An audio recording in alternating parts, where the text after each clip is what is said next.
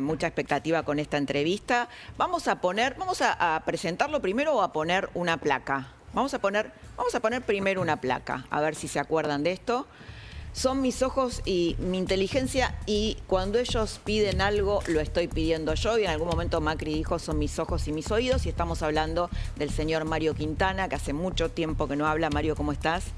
Muy buenas noches. Buenas noches, Laura. Gracias por la invitación. No, gracias por haber venido. Economista, ex dueño de Pharmacity, vicejefe de gabinete de Macri. Bueno, ¿qué ves? Estábamos viendo aquí el tema del AFA, el tema del rulo financiero. ¿Qué ves desde afuera? Porque ya estás afuera de la política. ¿Qué ves cuando ves esto? Yo veo una necesidad imperiosa de que la justicia en Argentina haga justicia. Yo creo que en esta era de la posverdad, si un sistema judicial no hace justicia, nos quedamos sin criterio de verdad, ¿no? Uno escucha una voz, otra escucha otra voz, uno hace una denuncia, otro hace una denuncia. ¿Quién dice que es la verdad? Bueno, en las repúblicas serias que funcionan es la justicia. Dice, este señor es inocente, este señor es culpable. Lamentablemente siento que estamos ante una situación de sospecha de cuán eficaz va a ser la justicia, y eso es lo que genera un cierto dolor, una cierta angustia cuando uno ve que se acumulan evidencias de ciertos accionares potencialmente delictivos, con la duda de si la justicia va a actuar o no. Yo creo que es imprescindible, no solo para este caso, pero este caso, además este caso, yo soy muy futbolero. Y yo emocioné y lloré, como casi todos los argentinos, con el título de Qatar. Sí. Donde no solo fuimos campeones del mundo, sino fuimos campeones del mundo con una conducta ejemplar, con la escaloneta mostrando cómo se juega en equipo, con un líder como Messi que representa todo lo que está bien a mis ojos, con un líder como Scaloni, ¿no?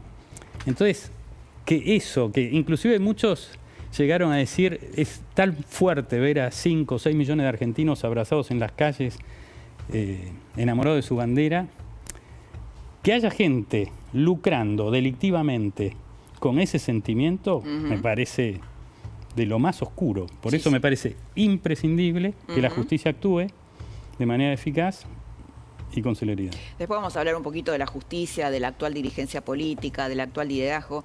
Pero te quiero preguntar algo que seguro nuestra audiencia se está preguntando. El gobierno de Macri, lo que cree mucha gente es que fracasó económicamente. ¿Qué pasó? Y que por eso después volvió el kirchnerismo. ¿Cómo lo lees vos? Mira, vos sabés que yo era empresario, estaba a cargo de un grupo de empresas, Pharmacity entre otras, y cuando el presidente Macri es electo me convoca a colaborar. Y yo en ese momento, si querés, por primera vez me involucraba en política. Yo no era afiliado del PRO, nunca fui afiliado a un partido, era como un independiente. Y lo hice junto con tantos otros con una ilusión, con una épica, con una esperanza de transformación, de salir adelante, que en el 18 tuvo un corte abrupto para mí fue un año muy, muy triste en lo personal. Ahora, lo personal es secundario. Para mí lo importante es la sociedad argentina. ¿No? Es un programa que hizo agua. Sí, yo de hecho renuncié el 1 de septiembre del 18, en ese momento convencido de que aún había tiempo de enderezar el vínculo del gobierno con la sociedad. Si se relanzaba el gobierno, pensé que había que hacer un recambio de gabinete más fuerte. Bueno, no se hizo, la historia todos la conocemos, no importa.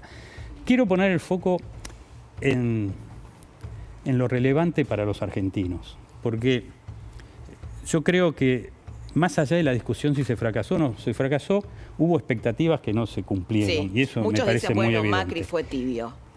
Bueno, yo creo que se animó, Macri no se animó. No, yo creo que en algunas cosas hasta fue demasiado osado. Si vos pensás, por ejemplo, que en la actualidad el cepo que heredó este gobierno 2 años y medio adelante, aún tenemos restricciones cambiarias, y nosotros en lo monetario cambiario se eliminó el cepo el día 1. Quizá eso fue un exceso de osadía, más que no animarse. A mi entender, tuvimos sí una descoordinación entre política monetaria y política fiscal que generó una olla a presión que termina en la crisis del 18, como siempre con hechos imponderables, como fue la sequía del 18, Sí, Dios quiera no vuelva, bueno, ¿no? Sí, pero eso Pero acá hay un punto de lección gobierno, aprendida, por ejemplo, ¿no? A ver. que el ministro Caputo ponga como condición para su aceptación que en el Banco Central esté su mano derecha, para mí es una lección aprendida. En los momentos de programas de estabilización tan delicados como los que pasa en la Argentina, la pretensión de la institucionalidad de un Banco Central absolutamente independiente, para mí tiene que venir más adelante. Más adelante. ¿No? Hablábamos, perdón, Mario, recién de Macri, ¿no? Que no se expresa como presidente de la Fundación de FIFA frente a Chiqui Tapia. ¿Por qué no se expresa? Bueno, eso hay que preguntárselo a él porque no se expresa. Yo te digo, hace más de 1 año y medio que hoy no hablo con Mauricio. Me siento honrado y agradecido de la posición que me dio en su gobierno. Yo nunca fui afiliado del PRO y la verdad que hoy me siento bastante lejos del PRO, con lo cual no tengo respuesta de por qué no se Bien, expresa. vamos al estilo Milei. Ayer, bueno, fue un discurso muy fuerte que lo cruzó muy fuerte a Paolo Roca, el presidente de Techín. Lo llamó Don Chaparrín, ¿no? Don Chaparrín, que del de los tubos caros. Esto es a propósito de una licitación que pierde Techín en manos de una empresa india para comprar unos caños para vaca muerta. Y lo dijo así, mirá. Naturalmente, si el capitalista, el exitoso, es un benefactor social por servir al prójimo con bienes de mejor calidad, un mejor precio, aquellos que tienen productos más caros y de peor calidad no son dignos del favor del mercado. Y si quieren hacerlo por la fuerza, haciendo negocios turbios con el Estado, esos deben desaparecer y ir a la quiebra.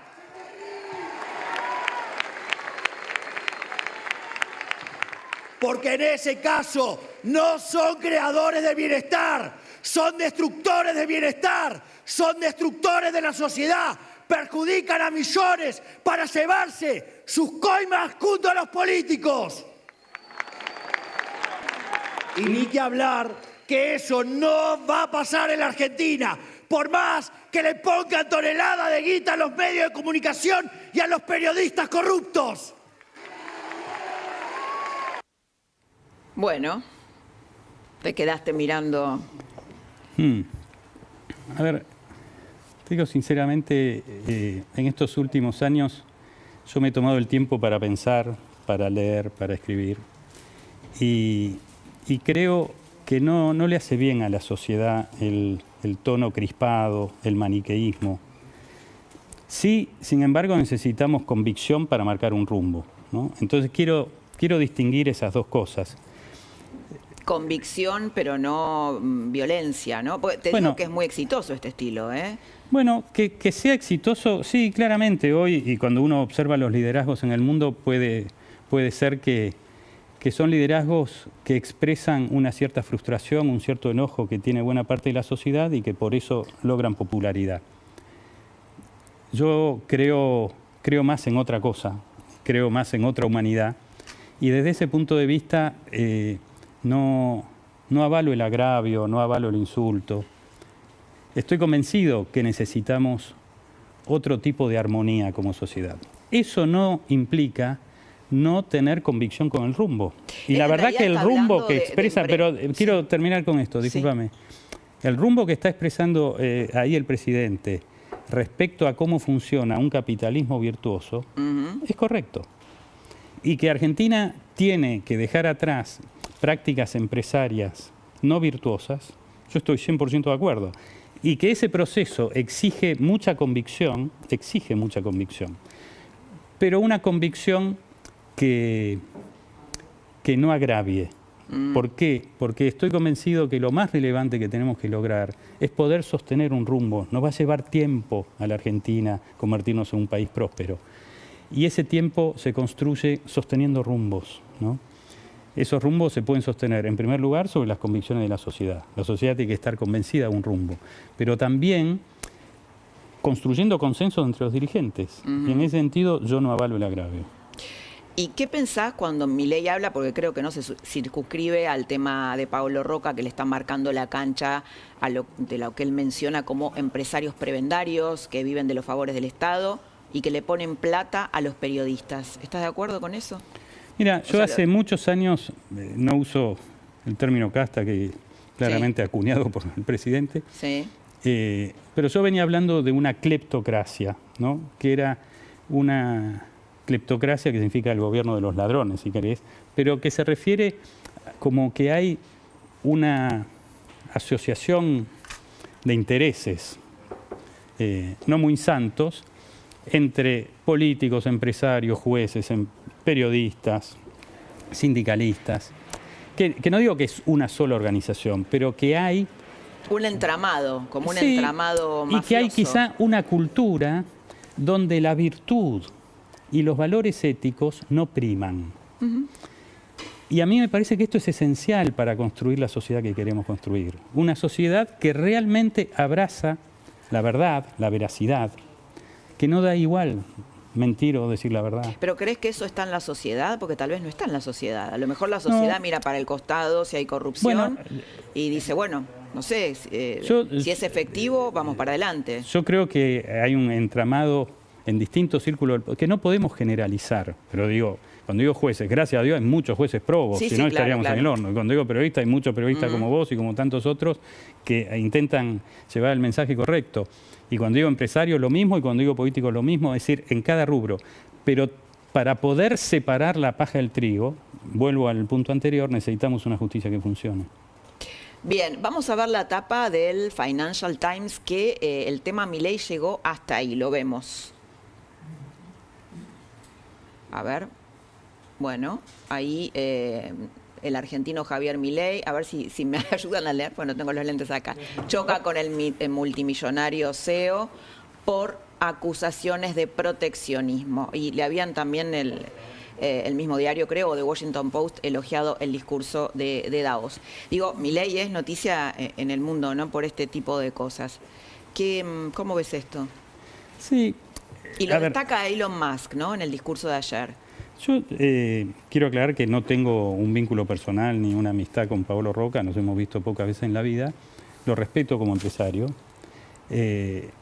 Sí creo que las conductas que menciona el presidente se dan en Argentina y hay que combatirlas. Y hay que combatirlas con convicción. Recordemos que en el caso de Pablo Roca había ofrecido caños, que es lo que vende Tenaris, a un 40% más caros, ¿no? Pero no nos quedemos con la anécdota. Es decir, hubo un proceso, ahí, por lo que he leído en la prensa, no conozco los detalles, pero hubo un proceso licitatorio con reglas de juego de una licitación abierta, hubo un proveedor del exterior que ganó ese proceso y, bueno, un proveedor local como el Grupo Techint que perdió el proceso.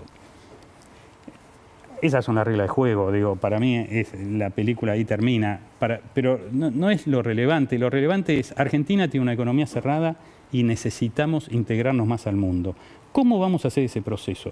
A mi juicio tiene que ser un proceso con mucha convicción, cuidando la transición y generando los consensos para que sea sostenible en el tiempo.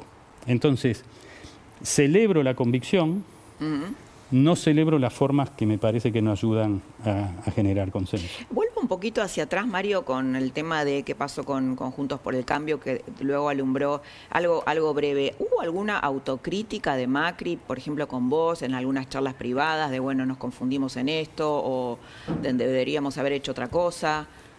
Mira, yo en lo personal, yo soy muy autocrítico. Yo creo que se cometieron muchos errores, quizá esta descoordinación entre política monetaria y fiscal la destaco particularmente, pero hay una cosa quizá más profunda, que es que yo creo que subestimamos el desafío que implica hacer de la Argentina un país creíble.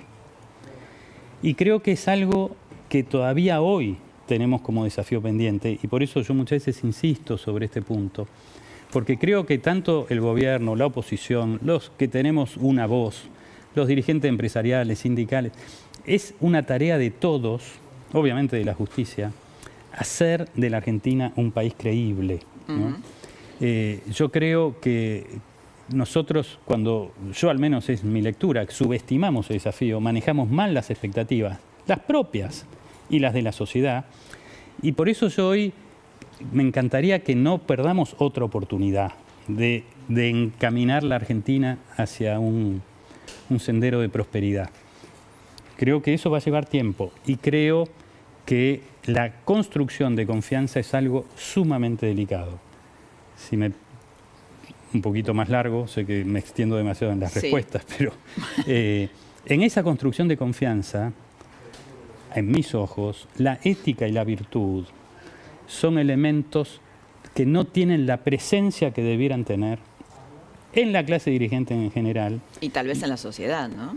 Bueno, quizá, sí. Pero yo creo que, bueno, yo soy un amante de la Argentina y amo a mi pueblo y siento que hay muchísimos valores allí, pero que sí es imprescindible que levantemos esas banderas más altas, empezando por el gobierno. Ok, después te vamos a preguntar sobre Milei, qué pensás del programa de Milei, qué pensás de él, algo ya dijiste, pero te quiero hacer una pregunta un poco más personal. Vos en algún momento eras dueño de Pharmacity, tenías otras empresas también y decidiste retirarte de los negocios. ¿Por qué? Bueno, en realidad mi primera decisión de salir fue cuando entré al gobierno y fui vendiendo. Bueno, salí de todos los directorios antes de asumir el cargo como funcionario público, tal como lo establece la Ley de Ética Pública, y además fui vendiendo todas mis participaciones accionarias mientras estaba en el gobierno, en la medida que iba pudiendo, y así fue, con lo cual... Pero después no volviste, después de la política. No volví. ¿Y por qué? Bueno, no volví porque la verdad que desde muy chico, desde que tengo memoria, siempre me interesó mucho las cuestiones últimas de la vida, la filosofía, las tradiciones, la sabiduría, la psicología profunda, y dediqué mucho tiempo a eso. Dediqué también mucho tiempo a digerir la experiencia de mi paso por el gobierno, a pensar la Argentina. Escribí un poco, no publiqué nada sobre eso. Sí escribí otros 2 libros. Sí, uno es ¿no? Uno es Orientación para una vida plena. Entiendo que te fuiste a un retiro, ¿no? Con este monje, David Steindl-Rast, sí. Y Mario Quintana. Ahí Daniel Santoro, que me acusa de budista. Es verdad que me gusta el budismo, pero en realidad me gustan... Bueno, no te acusa, te describe. No, se lo digo en broma. Pero me gustan todas las tradiciones religiosas. Soy un estudioso de las religiones. Este es un monje católico, benedictino. Y estuviste en un retiro. Un gran maestro. En realidad, este libro nace en la pandemia. Y ahora estuve 45 días con él en su monasterio, escribimos un segundo libro. Sí. Todos, no es para que me lo responda, pero veo que mucha gente que pasó por Juntos por el Cambio después se dedicó más a, este tipo de cosas, ¿no? Este tipo, como que quedaron bastante desilusionados. Pero vamos a abrir un poquito... Yo no lo decidí desde ninguna desilusión, te digo sinceramente, sino como una búsqueda personal. Y además, creo que es una búsqueda que abona una mirada sobre la forma de hacer política que es muy necesaria. ¿Y querrías volver a hacer política o por lo menos generar otro tipo de liderazgo? No, yo hoy no tengo la intención de tener un rol activo en la política, sí acompañar el surgimiento de nuevos líderes políticos. Creo firmemente en la necesidad de una renovación de la clase política, no solo la clase política, creo firmemente en una renovación generacional en muchos ámbitos. Me siento muy cómodo con la cultura ecológica de los jóvenes, con muchos valores de los jóvenes y apuesto al surgimiento de nuevos liderazgos políticos jóvenes y en eso sí los acompaño. Bueno, te quiere preguntar Dani Santoro. Mario, vos hablaste recién que una de las causas del fracaso económico del gobierno de Macri fue la descoordinación entre la parte monetaria y la parte fiscal. El presidente del Banco Central en aquel momento era Sturzenegger y Caputo era el ministro de Finanzas. Sturzenegger tuvo una cuota de responsabilidad en esa descoordinación que después llevó a un aumento del dólar y a que Macri no haya podido ser reelecto. Sí, en el primer año Luis Caputo era secretario de Finanzas, el ministro era Alfonso Pratgay. Y Sturzenegger, bien como decís, era el presidente del Banco Central. Yo me refería más a un tema de diseño, más que de responsabilidades personales. Sí, yo creo que la no plena coordinación de las políticas llevadas adelante por el Ministerio de Economía y por el Banco Central fueron una de las causas de que terminaron explotando en la crisis del 18. Delphi. Sí, Quintana, ¿qué tal? Recién, bueno, lo que mencionaba es que está alejado del PRO, ¿no? Pero la realidad es que el partido afronta, o pareciera ser una crisis que se ve muy materializada en el Congreso y también, digamos, también en las provincias, ¿no? Con los gobernadores. Ahora, entiendo que está alejado de la política, pero si Mauricio Macri hoy lo consultara, ¿de cuál tendría que ser su rol en el PRO? Digo, y justamente también tomando lo que dice de los nuevos liderazgos, ¿qué le aconsejaría? ¿Que se desmarque del gobierno o cuál? ¿Cuál sería el consejo? Sí, en primer lugar no me siento con la capacidad de aconsejar al expresidente Macri, pero si me hiciera esa pregunta, yo le diría que apueste por liderazgos jóvenes con valores éticos. Por ejemplo, Ignacio Torres podría ser, Ignacio Torres, el gobernador de Chubut, podría llegar a ser un candidato. No lo conozco a Ignacio, pero yo me estoy refiriendo quizá todavía a más jóvenes que quizá hoy no tienen un rol relevante todavía, quizá cuadros que han tenido cuadros intermedios en distintos gobiernos, pero enfatizando mucho el tema de la virtud y los valores éticos. Yo creo que lamentablemente en los partidos no siempre prima como criterio de decisión sobre las personas los valores éticos. Y esto es un problema gravísimo de la política argentina y por eso, si querés, mi afinidad por el partido de la coalición cívica, si bien nunca estuve afiliado, es con el partido... ¿Viendo a Lilita, Mario, a Carrió? Sí, con menos frecuencia que antes, pero creo que es un partido que ha hecho una lucha por los valores éticos y contra la corrupción que ha sido muy valiosa para la República. Bueno, te quiere preguntar Tommy Dente, que si bien viene del palo del espectáculo, está muy interiorizado en la política. Este verano se metió de lleno. Hola Mario, ¿cómo te va? Buenas noches. Qué linda camisa, qué lindo color de camisa. No soy muy de la moda, así que te agradezco. Te queda hermosa, te queda hermosa. Sé que estás hablando con sinceridad y apelo a esa sinceridad que estás teniendo. ¿Cómo crees que la gente recuerda el gobierno de Mauricio Macri? ¿Como un gobierno exitoso o como un gobierno pusilánime? No lo sé. Es decir, yo sé que se instaló esta idea de que no fuimos demasiado rápido o que fuimos tibios o demasiado a fondo. Y quizá hay elementos de verdad. Yo siento que mucho tiene que ver, sin embargo, también con la comunicación. Yo pongo este ejemplo. Yo estaba, entre mis roles, supervisaba el Ministerio de Modernización, que estaba optimizando las plantillas de personal y recuerdo exactamente que en el primer año redujimos el personal, que era excedente en muchas áreas del Estado, en cerca de 45.000 personas, que fue un número muy parecido al que logró Milei, con una decisión comunicacional radicalmente distinta. Nosotros prácticamente escondíamos el tema por miedo a que sea visto como un excesivo ajuste, sin sensibilidad social. Y la sensación es que Milei mostraba cada cabeza de empleado en la Plaza de Mayo para que lo vivara. ¿Se los decía Durán Barba o no? ¿O era una decisión que ustedes tomaban, ¿no? Porque, por ejemplo, Durán Barba, yo lo estimo mucho, pero les aconsejó esconder cómo estaba la Argentina realmente. Y Milei lo expuso. No, bueno, tampoco esconder. Nosotros a los 3 meses de nuestro gobierno se presentó ante toda la sociedad lo que se llamó el Estado del Estado, donde se hizo un relevamiento de todas las áreas, de todas las empresas, de todas las finanzas públicas, de los problemas de corrupción, es decir, se mostró. Definitivamente con otro estilo comunicacional, que claramente si vos ves los resultados, decir, bueno, no llegó, y el de Milei llega. Comunicar entonces, es gobernar, ¿no? Definitivamente, yo no soy un experto en comunicación y no voy a opinar de la comunicación, pero quedó sí plasmada esa sensación. De todos modos, más que hacer una autopsia de un gobierno tantos años para atrás, que no sé si es lo más relevante, yo quiero poner el foco en la evolución de la sociedad. Es decir, para mí, no es que fracasa un gobierno como argentinos. Yo quiero, la verdad que últimamente me gusta verme como argentino.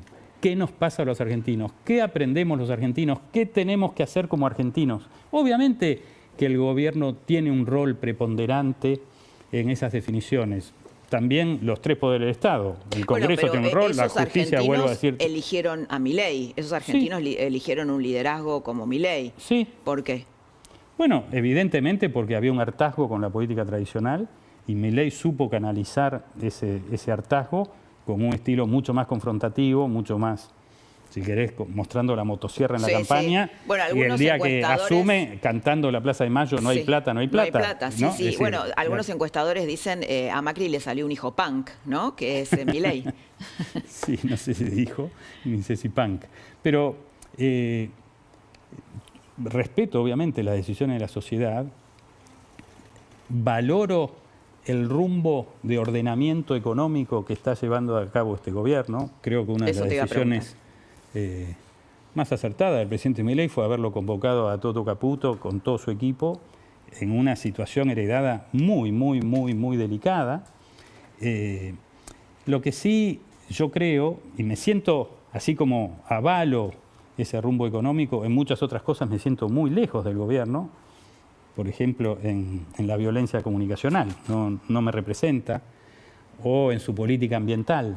Para mí, la madre tierra, cuidar a la madre tierra no es ser de comunista retrógrado, para mí todos tenemos que cuidarla. O en una mirada, si querés, más compasiva hacia los más vulnerables. Es decir, hay muchas cosas donde me siento lejos, pero avalo... En economía, ¿estás de acuerdo con su programa? En los grandes, sí, en el rumbo general y en los grandes rasgos, sí. Ok. Nos trajiste un cuadro de importaciones, ¿sí? Sobre importaciones, a ver, ahí está. Eso es un cuadro para mostrar que no hay hoy, en la evolución de las importaciones, una apertura indiscriminada, como muchas veces se plantea. Si las importaciones suelen seguir el nivel de actividad, es decir, cuando se recupera la actividad, claramente suben las importaciones. Sí, las importaciones tuvieron picos por el desdoblamiento cambiario. Cuando el dólar oficial era muy barato, eso implicaba favorecer a los importadores y perjudicar a los exportadores, ¿no?